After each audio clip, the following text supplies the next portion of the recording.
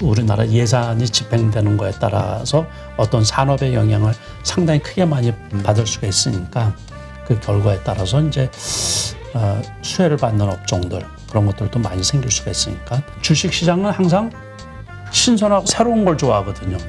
이제 그 결산 보고서 제출할 시기가 다가오면 재무적인 리스크가 있는 기업들은 좀 배제를 시키시고 개별주 트레이딩을 어떻게 해야 되고 언제 사고 언제 팔아야 되고 그런 것들도 좀 공부를 좀 해주시면 투자에 많은 도움이 될 거라고 생각이 듭니다.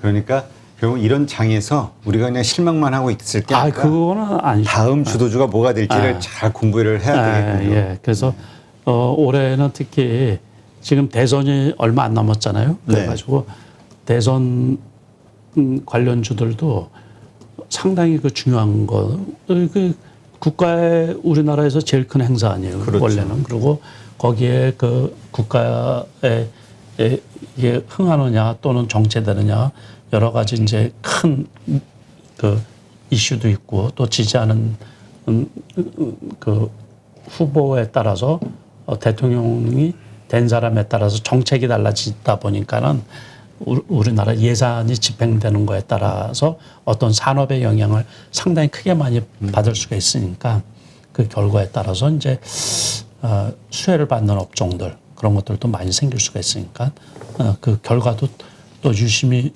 그 이제 결정이 난 다음에는 그것도 큰 어떤 섹터로 자리매김하지 않을까 그렇게 생각을 하고 있거든요. 네. 근데 요즘 흐름이 성장주보다 아까도 말씀드렸던 이유죠. 금리 인상이라든가 이런저런 이슈가 나왔을 때 성장주가 얼마나 갈 수 있겠냐. 그러니 경기 민감주, 가치주가 이제 부각이 되지 않겠냐. 이런 얘기를 많이 하는 분들도 있었는데 뭐 어제 오늘 흐름 보면은 뭐 자동차라든지 뭐 철강 화학이 그러니까 뭔가 이런 쪽에서 꿈틀꿈틀거리는 모습이 보이니까 다시 경기 민감주의 시대가 오는 걸까? 이런 생각하시는 분도 있거든요. 가치주 중심으로 가야 되나? 그러니까 우리가 제가 제일 의문을 많이 가졌던 것도 그거거든요. 과거에 이제 우리가 가치주 그랬잖아요. 네.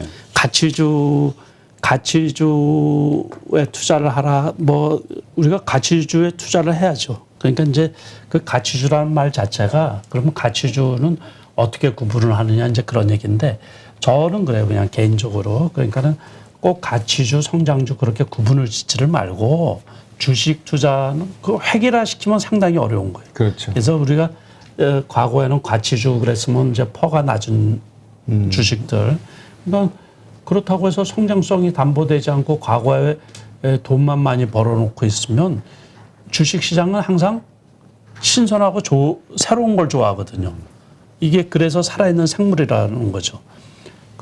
과거에 돈은 많이 벌어놨는데 앞으로 성장 가능성이 없다. 그럼 퇴보하는 길밖에 없는 거죠. 그렇죠. 네, 그러니까는 그런 것보다는 성장성이 어느 정도 담보가 돼야지 된다 그런 얘기죠. 그러니까 오늘 같은 경우 자동차주가 지금 말씀하신 것처럼 꿈틀댄 거는 미국의 포드 같은 회사, 그러니까 우리가 내연기관 자동차 만드는 회사잖아요. 그렇죠. 근데 그게 실적이 상당히 좋아졌단 말이에요. 그래서 미국의 포드가 7%인가 그렇게 급등을 한 거예요. 그 영향으로. 근데 거기서도 왜 그게 올라갔냐 하면 앞으로 전기차를 많이 만들어내거든요. 그러니까 우리나라 현대차, 기아차도 마찬가지고 올해 같은 경우에 그래서 제가 늘상 말씀드리는 게 기아차를 제가 계속해서 이게 저점이면 사고 오늘 같은 경우는 조금 꽤 많이 아까 이제 87,000원까지 갔는데 그 88,000원이 지난번에 고점이었어요. 그래서 제가 정확하게 알고 있기 때문에 지난번에도 87,700원인가 제가 매도를 했는데 오늘도 87,400원 거기에서 일부 꽤 이제 매도를 했거든요. 그러니까 그게 안 봐도 정고점을 기억하고 있다가 거기까지 이렇게 급등을 하면 그냥 무조건 이렇게 매도를 했다가 또 이렇게 떨어져서 82,000원대 이 정도 되면 또 이제 매수하고 그래서 엊그제도 82,500원, 82,400원인가 거기까지 떨어졌는데 제가 조금 매수했다가 이제 오늘 팔고 그랬거든요. 그러니까 그런 것들도 다 그러니까는 성장성하고 다시 말해서 저 개인적으로는 그러니까 가치주라고 해가지고서 소위 말해서 이제 꼭 필요하죠. 필요하긴 필요한데 산업에서 필요하지 않은 부분이 있는 건 아니지만 그래도 주식 투자에서 효과적으로 그 수익이 나려고 하면 성장성이 담보가 돼야지만 좀 올라가지 않을까 이렇게 이제 보고 있거든요. 네. 네. 그러니까 이제 그 많은 분들이 그 생각했던 게 네. 이제 지금 말씀하신 대로 이제 그런 환경들이 딱 펼쳐지면 네. 아, 이제 좋겠는데 네. 근데 이제 그런 불안한 모습을 보이면서 이제 작년 연말부터 그런 무거운 주식들이 움직였잖아요. 그리고 자동차 같은 경우는 작년 여름서부터 계속 주도주가 될 것이다 막 다 얘기했지만 실망시킨 종목이고 네. 그래서 그걸 믿어야 돼 말아야 돼.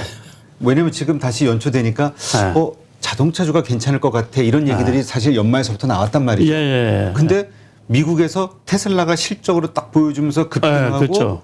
이어서 포드라든가 GM이라든가 또 쫙 주가 반응을 해주니 그럼 현대차가 기아가 지금 상승할 때 이거 사야 돼? 아니면 이때 조금이라도 고점 매도의 순간으로 삼아야 돼? 그러니까는 참 답답한 저도 이제 답답할 때가 많이 있는데 장기 투자로 만약에 간다고 그러면은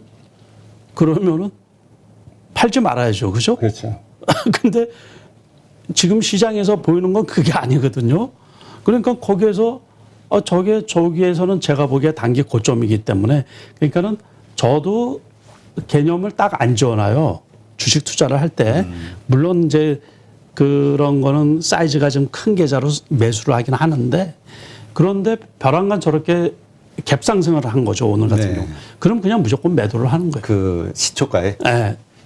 이제 시초가 조금 지나서 이렇게 보고서. 자, 말씀하신 대로 그 갭상승 하는 경우 이걸 언제 팔 것이냐 이거 되게 고민이 되거든요. 많은 분들이. 왜냐하면 갭상승할 때 시초가에 팔아라.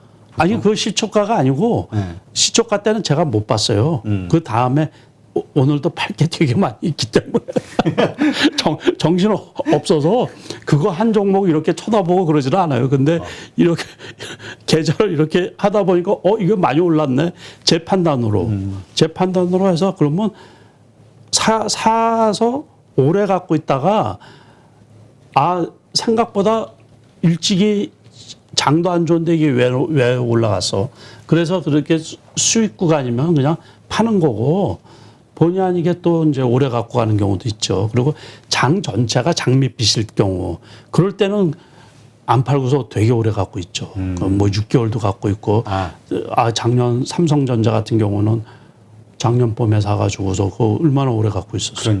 그러니까 그런 경우는 이제 오래 갖고 있고 그때는 지수가 대세 상승기 때는 오래 갖고 있고 늦게 팔아야지 수익을 극대화시킬 수가 있는 거고 지금 같은 경우는 그게 아니잖아요. 그러니까 외국인이나 기관이 그 큰 주식들을 단기 매매를 쓴단 말이에요.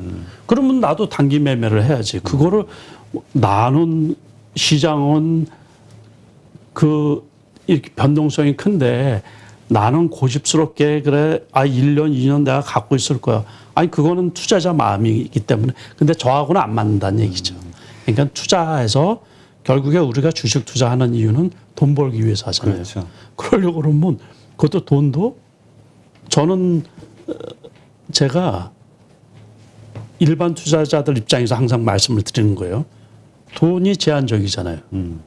제한적인 금액을 가지고 가장 효율적으로 수익이 나야지 되죠. 그러니까 그때는 중장기 투자, 단기 투자 잘할 수 있으면 단기 투자를 해서 수익을 극대화시키는 것도 좋은 거고 안정적으로 수익 구간에서 안정적으로 계속 올라갈 때는 그냥 놔둬야지 되죠. 근데 떨어지고 있는데 내가 장기 투자한다고 그래가지고 저 밑에 1년 내내 떨어지는 종목들 한 번씩 보여드릴까요? 그런 종목들 꽤 많아요. 그렇죠. 근데 보통 그런 상황이 있으신 분들은 소위 손절하기에는 그렇죠. 마이너스 15%야, 30%야, 뭐 이런 분들 많잖아요. 많죠. 이상인 분들도 많더라고요. 그럼요, 많아요. 이거 못 하는 거라 손실 확정이 되니까. 이런 경우에는 뭐 그냥 버텨야 되는 거 아닌가요? 그것도 이제 개인 능력 나름이에요. 그러니까는 저도 고민을 왜 안 했겠어요. 근데 제가 겪어보기를 마이너스가 그렇게 30%가 됐는데 그게 플러스로 돌아서는 경우 있잖아요. 너무 힘든 거예요. 너무. 다시 말해서 전업 투자가 아니신 분은 가능해요. 그게 직장 생활에서 다른 데서 이제 수익이 들어오고 이 돈이 진짜로 잊은 듯이. 그래서 우리가 그 어떤 그 인증 이렇게 사진 올린 거 이런 거 보면 몇 년 뒤에 봤더니만 마이너스 50%가 됐다든지 뭐 심지어 10년 뒤에 봤더니 상장 폐지가 돼가지고서 찾을 수도 없고 팔 수도 없고 뭐 그런 종목이 있다라는 그런 분들도 많이 보거든요. 근데 그래서 그거는 아니고 그러니까는 이게 이제 여기 시간도 제한적이고 그러니까는 그 상태가 올 정도로 그런 그 주식을 그냥 놔둘 상태면 주식 투자를 하지 말아야죠. 그러니까는 그 정도가 되면은 그게 자기 재산 아니에요.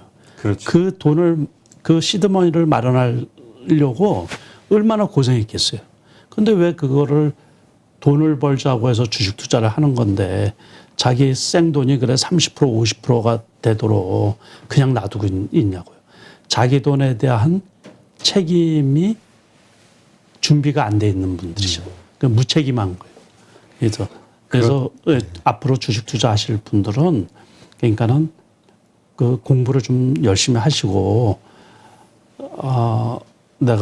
우리가 개파락하는 경우는 어쩔 수 없어요. 그러니까 주식 투자하다 보면 벼락을 맞는 경우가 있는데 그 경우가 이제 여러 차례죠. 유상증자를 벼락하는 그렇죠. 경우, 대규모 유상증자를 하는 경우, 전환사채가 물량이 확 나오는 경우, 유상증자나 무상증자 했던 물량이 나오는데 그거를 파악을 미처 못해서 샀을 때 단기간에 급락하는 경우 그런 여러 가지가 있거든요. 또는 이제 요번에 오스템 임플란트처럼 그 횡령으로 인해서 그 거래 정지가 된다든가 뭐 이런 종목들에 우리가 본의 아니게 피해를 보는 경우는 있는데 그래서 주식 투자에서는 조심해야 될 부분이 너무 많이 있는 거예요. 그런데 하물며 눈 뜨고서 이렇게 쳐다보고 있는데 그 주식, 자기 주식이 마이너스 30%까지 가고 50% 동안 그거는 그 정도 상태이시면 주식 투자를 다시 해야 돼요. 다시. 그러니까 그래서 그런 분들은 공부도 좀 철저히 하셔야 되고 그래서 저는 제가 참고 이렇게 하고 이런 거는 다 좋은데 제 계좌에 마이너스 나온 거는 꼴을 못 봐요, 제가. 그러면 그 어떻게든지 다 팔아버려요. 다시 뭐 물타기를 해서 물타기 그런 거 없어요. 네, 제 책에 제가 누차 강조했지만은 가격을 나중에 올라갈 거로 생각을 해서 조정해서 사는 경우는 있어요. 그런데 제 사전에 제 주식 투자 사전에 물타기는 없어요. 물타기. 그러니까는 잘못 샀으면은 걷다가 왜 그거는 제 판단이 틀렸다는 거거든요. 그걸 인정을 해야 되는데 인정을 하기 싫어가지고 걷다가 있는 돈을 계속해서 더 집어넣는단 말이에요. 그러면 밑 빠진 독에 물 붓기가 되는 거예요.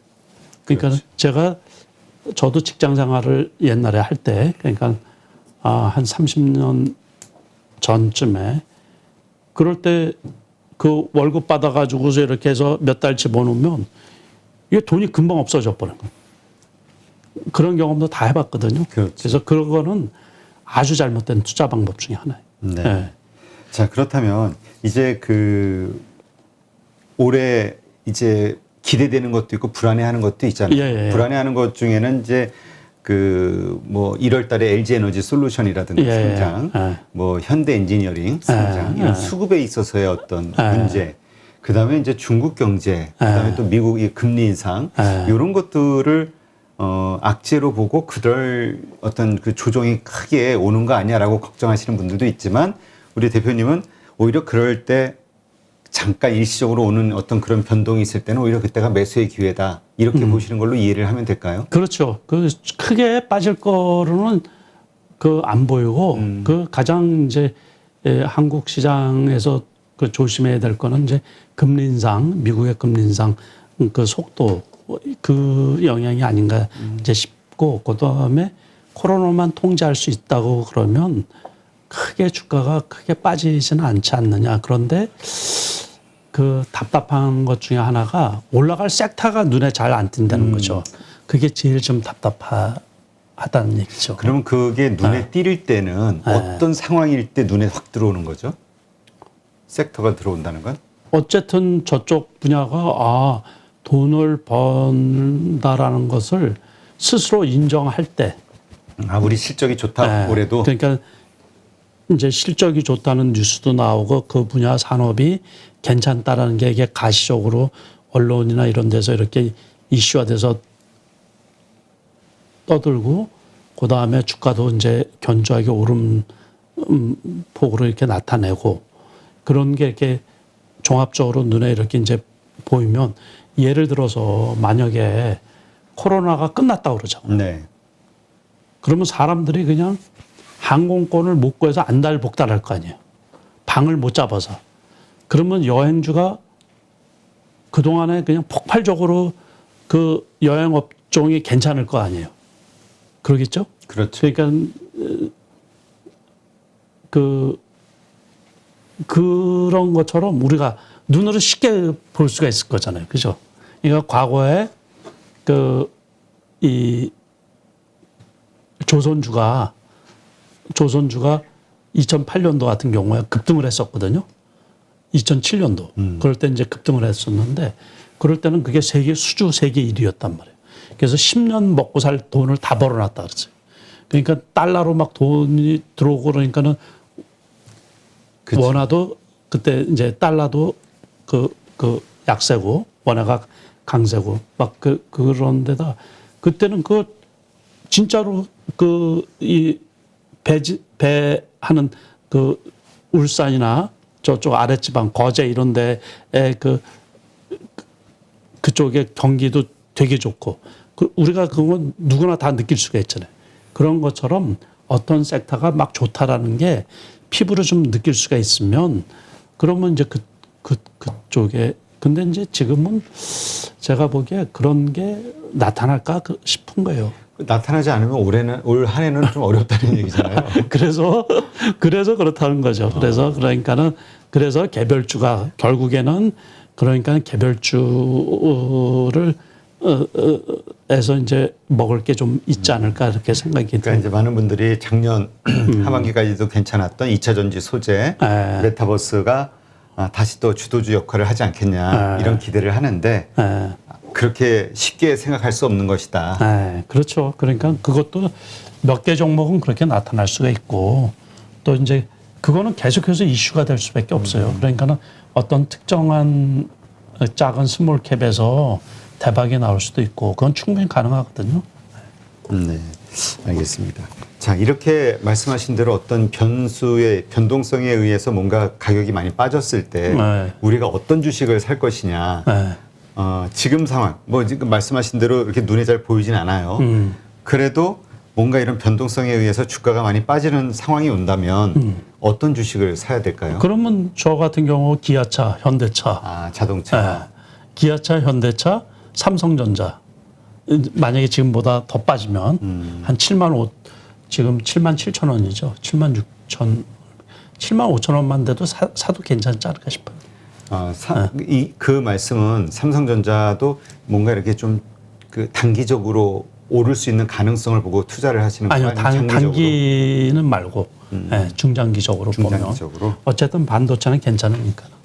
그러다가 이제 폴더블 폰 같은 경우도 그렇고 애플 같은 경우에 애플카 얘기가 나오면서 또 요번에 이제 세스 미국에서 지금 비대면으로 한다 그러죠. 그 세스에서 자율주행차를 이제 많이 소개시키지 않느냐 그래가지고 벌써 그쪽에서 몇 개 종목들은 급등을 했어요. 급등. 그래서 14,000원 정도 했던 게 2만 5천 원 정도까지 올라왔으니까 더블 네, 상당히 많이 올라갔죠. 그러니까는 그렇게 벌써 사람들이 요즘에는 정보가 다 오픈되어 있잖아요. 그렇죠. 그러니까 빨라가지고 무진장 빨라요. 그래서 투자자분들이 저 같은 경우는 그래요. 1시간만 일찍 생각하자. 제 이제 이 트레이딩이나 매매를 하면서 그 모토가 그거예요. 요즘에 뭐 하루가 아니고 1시간만 빨리 생각하자. 그러니까는 그 정도로 시장이 며칠 사이에 천당과 지옥을 왔다 갔다 하거든요. 그러니까 그렇죠. 하루만 일찍 사면 되는데 또는 뭐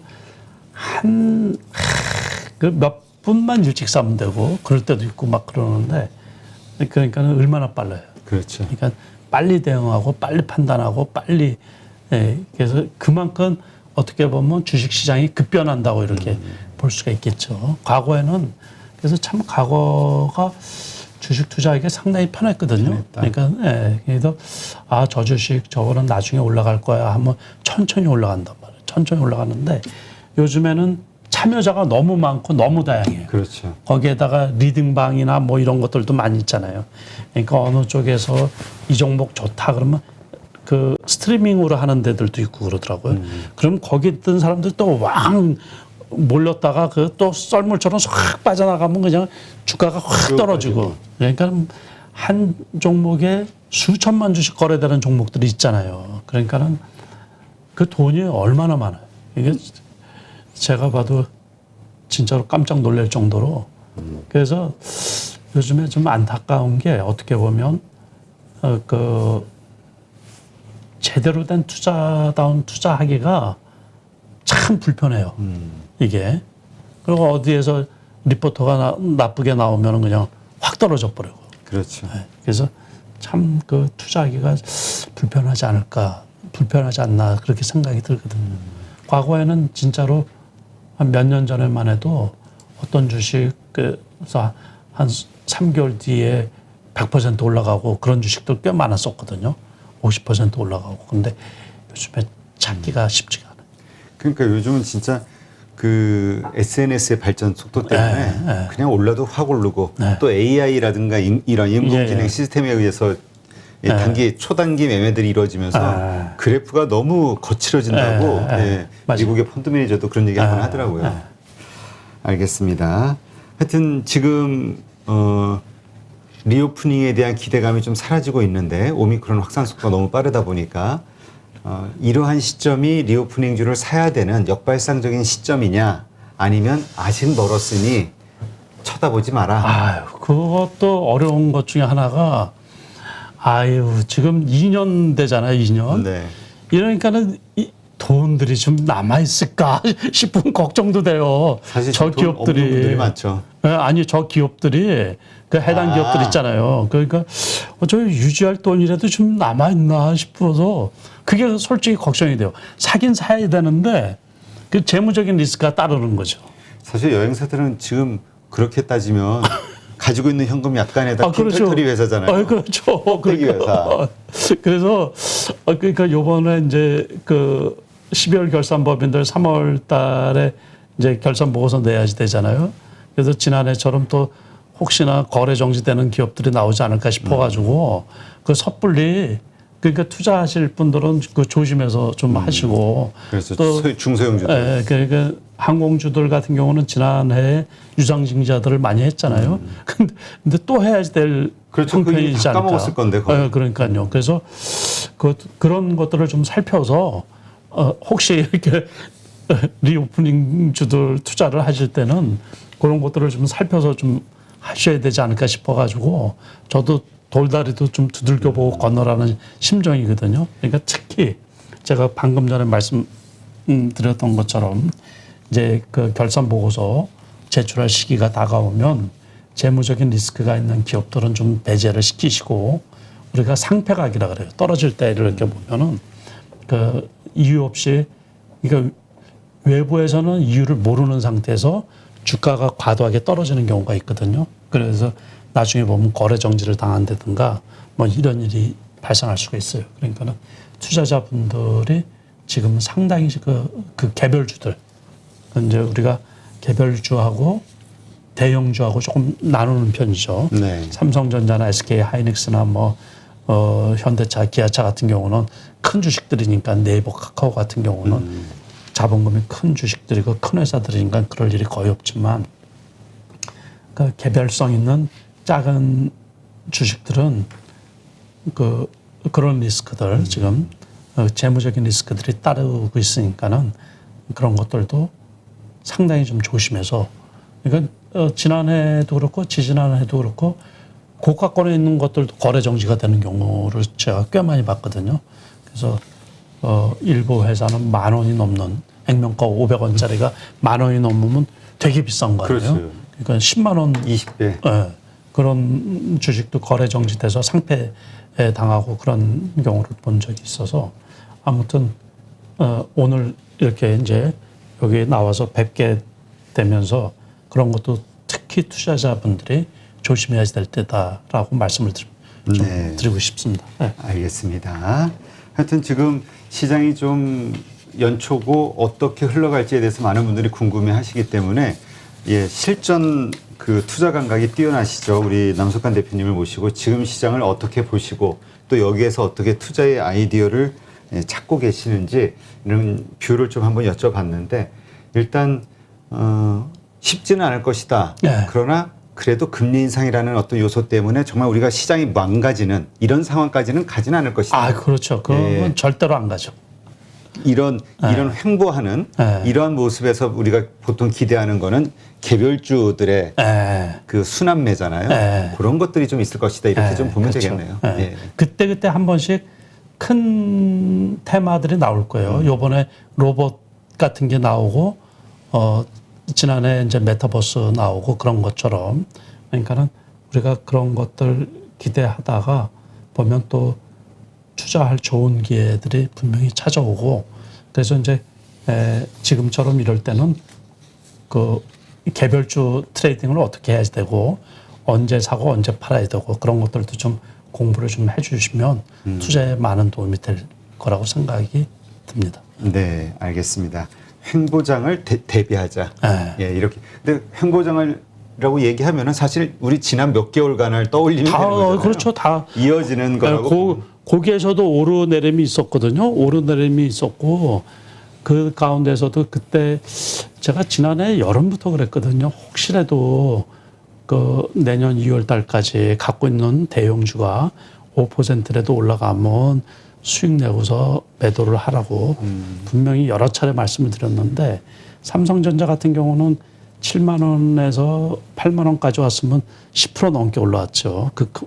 크다란 게. 그러니까 삼성전자 덕에 지수가 그래도 2,950, 3,000 왔다 갔다 하고 그랬던 거지. 삼성전자 저게 과거처럼 7만 원으로 가면은 지수 2,800대까지 떨어지는 거죠. 예. 그러니까 알겠습니다. 예. 하여튼 그렇게 보시면 되지 않을까 싶습니다. 네, 해주신 말씀을 한번 잘 새겨 들으시고 투자에 어떻게 적용하실지 한번 아이디어를 한번 찾아보는 것도 필요하겠네요. 네, 오늘 이렇게 해서 베스트인컴 남석환 대표님과 함께 슈퍼김이시죠. 정말 현장 실전 투자자이신 남석환 대표님께 현재 시장에 대한 뷰를 들어보니까 네, 우리가 어떻게 좀 대처할지 예, 그런 방향성이 좀 이렇게 보이는 것 같네요. 네, 오늘 좋은 인사이트 고맙습니다. 예, 고맙습니다. 감사합니다.